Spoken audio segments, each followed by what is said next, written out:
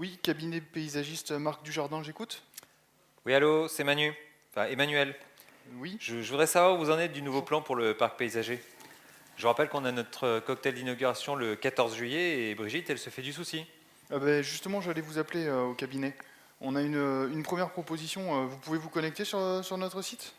Avec ma tablette, c'est bon? Oui, oui, très bien. Ah, c'est bon, je vois le plan. Ah d'accord, mais moi j'y suis pas encore. Si vous pouvez me laisser 2 minutes. Voilà, moi aussi.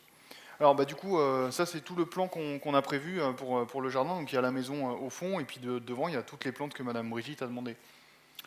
Ok, bon, déjà, je vois des trucs qui vont pas bien. Ah bon? L'arbre, juste devant la terrasse, ça va pas le faire. Ah, pourtant devant l'entrée on trouvait ça pas mal. Mais vous pouvez le bouger si vous voulez. Il suffit de cliquer dessus, ça le sélectionne, et après vous cliquez là où vous voulez le mettre. D'accord, alors je sélectionne l'arbre. Ça fait un cadre bleu autour. Ouais, c'est ça. Alors ici, Oui, pour moi aussi, je bien le voir la sélection, en bleu, c'est Manu, et en rouge, c'est le paysagiste. Ok, bon, bah je le pose plus loin dans le jardin. D'accord. Voilà, c'est mieux. Sinon, il y a un truc que je voulais vous demander, parce qu'on avait pensé avec les gars à mettre un cèdre rouge du fond, là, ceux qui sont au fond, à le mettre ici, devant la baie vitrée, et devant la piscine, du coup. Ouais, c'est pas mal, mais je le mettrais bien un tout petit peu plus bas, moi, par ici à peu près. Là. Ah ouais, carrément sur le patio, quoi. Oui, presque, ouais. D'accord. Ok. Et dites-moi, vous avez pensé à un coin où je puisse travailler? Qu'est-ce qu'il vous faut? Bah, une cabane au fond du jardin avec un bureau pour pouvoir poser mon ordi. C'est un portable? Non, non, c'est un Mac Pro. Ah oui, c'est gros, alors il faut beaucoup de place. Ah non, non, c'est tout petit. Vous savez, c'est un Mac rond. Ah ok. Je vous rappelle Emmanuel alors. Il faut que je voie avec les menuisiers. Vous l'avez compris, ce site, c'est une application web, une web app de travail collaboratif. Alors une web app, en fait, c'est une application qui s'exécute entièrement dans le navigateur. Ici, il n'y a pas de code serveur. Alors elle est utilisée par un cabinet de paysagistes pour concevoir des jardins et travailler sur le plan en direct avec le client. Donc chaque fois que le client ou le paysagiste fait une modif sur le plan, eh bien la modification se répercute en temps réel sur tous les postes connectés. Alors là, on vous l'a montré sur un plan interactif. Vous pouvez utiliser le même principe pour proposer du travail collaboratif sur n'importe quoi. Sur une fiche client dans une CRM, sur une fiche d'intervention dans un système de suivi d'incidents, sur un devis dans une application de gestion commerciale, sur tout ce que vous voulez. Alors maintenant, ce que je vous propose, c'est qu'on regarde ensemble comment mettre en place une application de travail collaboratif avec WebDev. Alors pour comprendre le principe, je vous ai préparé un petit schéma.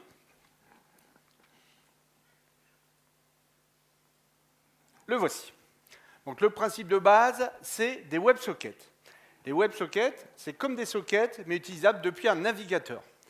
Alors pour faire des WebSockets, il y a tout un protocole précis à respecter, mais grâce à WebDev, pour vous, c'est transparent. Alors donc j'ai un serveur de WebSocket, c'est un service, donc je l'ai écrit avec WinDev, et il est installé sur notre serveur, ici, avec la base de données qui contient les plans des jardins. Et les deux tablettes, en fait, elles se connectent dessus pour échanger les infos. Alors dès que l'un des utilisateurs fait une modification dans son navigateur, l'application WebDev, elle envoie un message au serveur de WebSocket avec le détail de la modif. Et le serveur retransmet cette modification à tous les autres utilisateurs connectés à ce plan. Allez, maintenant on va aller jeter un œil au code qui permet de faire tout ça. Je lance WebDev, je lance le projet du site, le voilà. Voilà. Alors déjà, la connexion au serveur de WebSocket, elle se fait dans le code de chargement de la page, dans la procédure connexion WebSocket.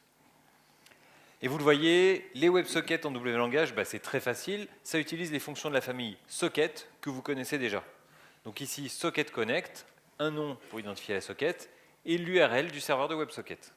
Alors, l'URL d'un serveur de WebSocket, ça commence par ws:// et le nom du serveur. Puis ensuite, le numéro de port, c'est vous qui choisissez. Et puis le dernier paramètre, vous indiquez une procédure navigateur qui sera appelée automatiquement pour traiter les événements de la socket.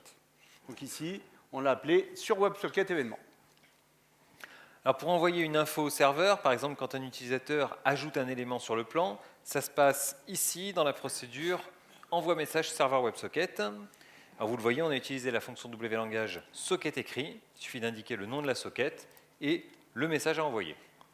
Alors dans notre exemple, le protocole il est très simple. On a un tableau de structure qui contient tous les éléments à dessiner et on envoie le contenu de ce tableau dans la WebSocket. Et quand le navigateur reçoit un message du serveur de WebSocket, il appelle la procédure navigateur sur WebSocket événement qu'on a déclaré, qu'on a indiqué lors du Socket Connect. Donc voici le code de cette procédure.